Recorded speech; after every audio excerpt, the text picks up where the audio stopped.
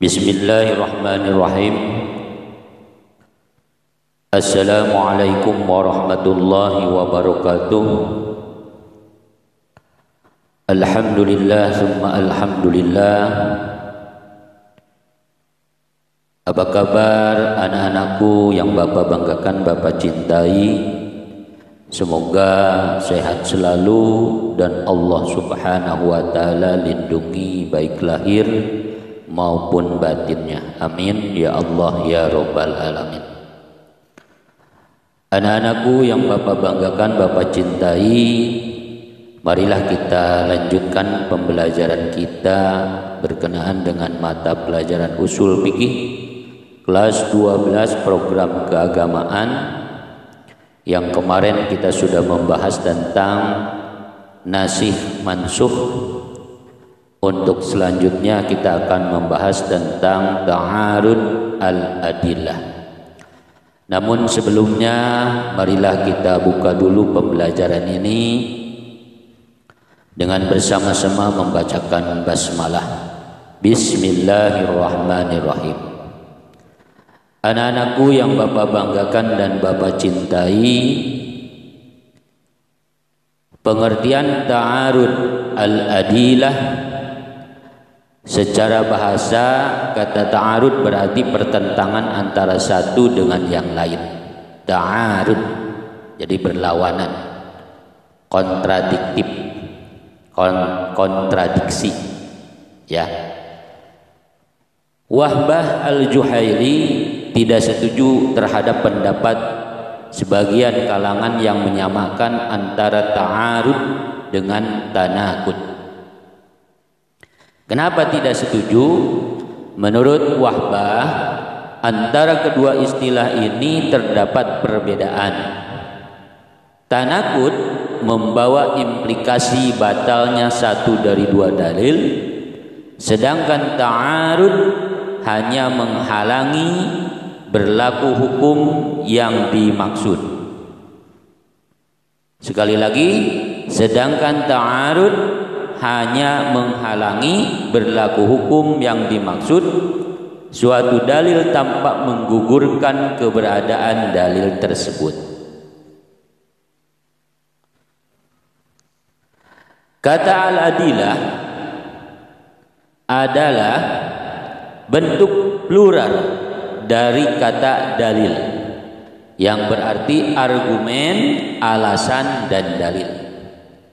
Kajian tentang ta'arud al-adillah khusus dibahas dalam ilmu usul fikih ketika terjadi pertentangan secara lahir antara dua dalil yang sama kuatnya dalam menunjukkan suatu hukum.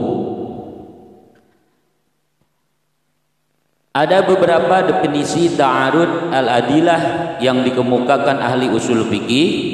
Di antaranya dikemukakan Khudari Bik sebagai berikut. Ta'arud adalah dalil yang menunjukkan suatu hukum yang bertentangan dengan dalil yang lain. Jadi sekali lagi,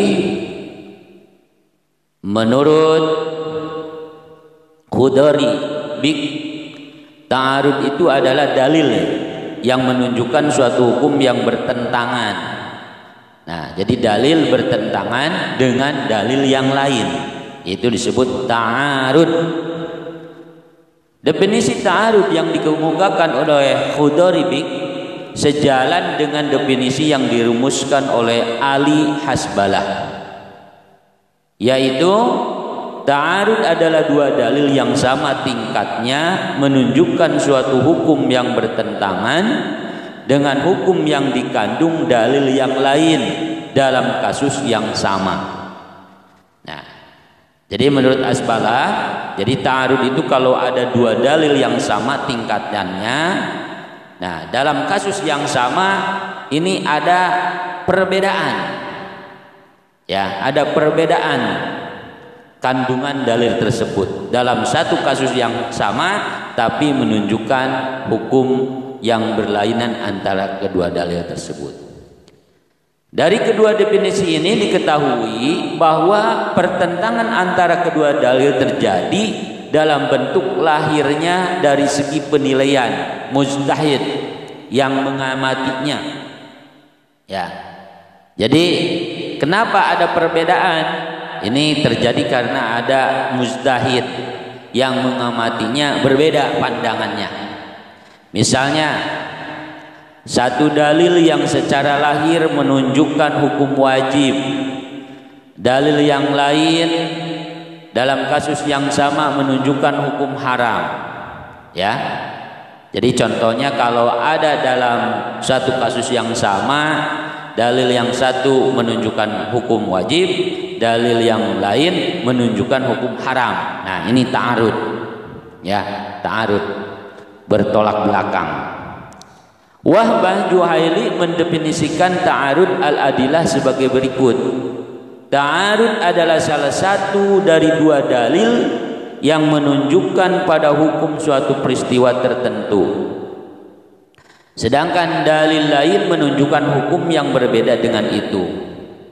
Sedangkan Ibnu Qudamah seperti yang dikutip Wahbah mengemukakan definisi ta'arud al-adilah sebagai berikut.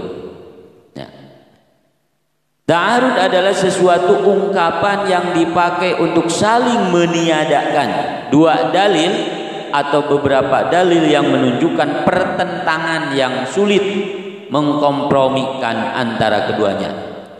Misalnya antara dua dalil yang satu menunjukkan hukum wajib sementara yang lain menunjukkan hukum haram. Menurut Abdul Karim Zaidan, pada prinsipnya tidak mungkin terjadi pertentangan antara dalil-dalil syara. Ya, menurut Abdul Karim Zaidan nggak mungkin ya dalam dalil syara itu ada pertentangan antara dalil yang satu dengan dalil yang lain. Ini menurut Abdul Karim Zaidan. Ta'arud atau pertentangan antara dalil syara hanya terjadi dalam pandangan mujtahid. Ya. Jadi terjadi hanya dalam pandangan mujtahid. Atas dasar ini dapat dipastikan bahwa ta'arud hanya terjadi secara zahir, bukan secara hakiki, dan yang demikian hanya dalam pandangan mujtahid saja. Kadangkala sebagian mujtahid menilai dalil bertentangan dengan dalil lain karena terkait dengan kekuatan pemahaman mujtahid bersangkutan tentang maksud yang dikandung dalam suatu dalil. Dengan demikian, ta'arud terjadi ketika mujtahid menetapkan hukum yang dikandung sebuah dalil. Tetapi pada saat yang sama ada dalil yang menunjukkan pada hukum lain yang bertentangan dengan dalil pertama. Nah, salah satu contoh Quran surah Al-Baqarah ayat 240. Dijelaskan tentang ketentuan iddah wanita yang ditinggal mati suami sebagai berikut. A'udzu billahi minasy syaithanir rajim. Walladzina yutawaffawna minkum wa yadharuna azwajan wasiyatan li azwajihim mata'an ilal hauli ghaira ikhraj. Dan orang-orang yang akan meninggal dunia di antara kamu dan meninggalkan istri hendaklah berwasiat untuk istri-istrinya, yaitu diberi nafkah hingga setahun lamanya dengan tidak disuruh pindah dari rumahnya. Ayat ini menjelaskan secara umum tentang iddah wanita yang ditinggal mati suaminya, yaitu 1 tahun.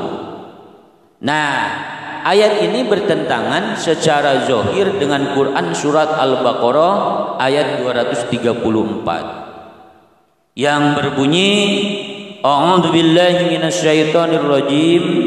Walladzina yatawaffawna minkum wa yadaruna azwajan yatarabbasna bi anfusihinna arba'ata ashhurin wa ashra.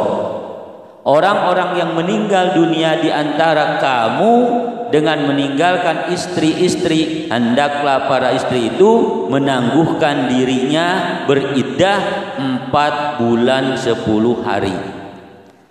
Dalam ayat terakhir ini Allah menegaskan bahwa iddah wanita yang ditinggal mati suaminya adalah 4 bulan 10 hari.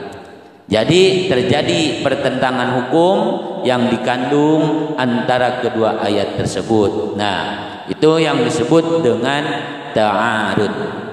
Tapi dengan adanya ta'arud ini, para ulama ahli fikih telah memberikan solusinya. Bagaimana untuk cara penyelesaiannya? Dan solusinya tersebut mungkin akan kita bahas pada pertemuan yang akan datang. Itu saja sebagai pembuka untuk pembahasan tentang ta'arud al-adillah. Mudah-mudahan bisa membuka pola pikir kita, pemahaman kita tentang bab ini. Silakan dibaca kembali buku sumbernya atau mencari dari sumber-sumber yang lain tentang ta'arud al-adillah. Dan mohon dikaji kembali, ditelaah kembali, disimpulkan ya anak-anakku, disimpulkan, dibaca, ditelaah. Kalau memang ada pertanyaan-pertanyaan, silahkan nanti menghubungi Bapak secara langsung. Terima kasih atas segala perhatian. Wallahul muwaffiq ila aqwamit thoriq. Wassalamualaikum warahmatullahi wabarakatuh.